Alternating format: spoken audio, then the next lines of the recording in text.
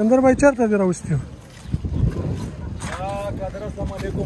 وعلیکم السلام. ته په خیر جوړ جم دی ګړم دی. میډرډ ته په زور زور ځان ورسوه. میډرډ ته زموږ ملګري راغلي خمدار چکن تیکې ورته وویله ګري او ښه زبردست ژوند یې بناولې کړی. ښه بس دا ځان یې ډنډه کړ او بس دا د ریتي روبر ته رالو او چې راته وایي چې دا ډېر رشوت ځای دی او بس دا خلک دي د ګاري کښتو مشتو کې ګرځي راګرځي نو بس مونږ به وګورو چې څو ډانګه دی که نه ښکاري خو دغه په اندازه ښکاري دا زمونږ لندن کې چې هایډ پارک چې دی هایډ پارک په اندازه دی ډېر غټ معلومیږي.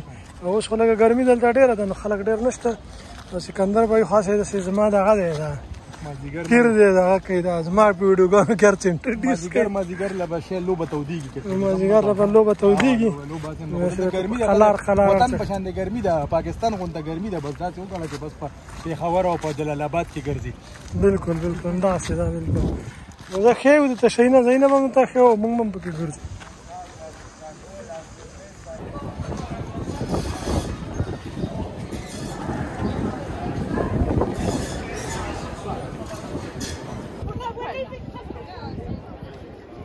ملګرو نو بیا چینل ته په خیر راغلی.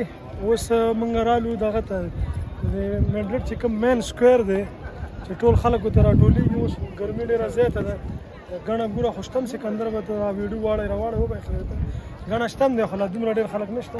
دا بیخي مین سکویر دی دا ګډ چاپېر رسټورانټ دي دا چوکۍ لګېدلي کرسۍ لګېدلي دي نو دا مین سکویر دی. موږ پکې اوس تاویږو راتاویږو انشاءالله چې دا ګرمي لږه کمه شي.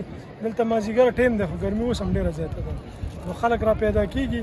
نو بس سکندر هم ګرځوي را ګرځوي نن دا میډرډ ټول د باندې ګورو بیا چې سهار له به مراکو طرف ته روان یو. به د ښکلې خبرې وکړم دقه ځای دی دا تا چې څه ولیده خو لکه ډېرې مینې د وایبرنټ مین سکویر اف میډرډ وایي چې لکه ډېر مطلب دا چې ډېر ګرم او د سور ساک ځای دی. سور ساک پښتو کې زموږ په خبره کې چوکۍ ووکې دی. بس دې کې ګرځو را ګرځو بیا تاسو سره شریکوو نور ویډیوګان.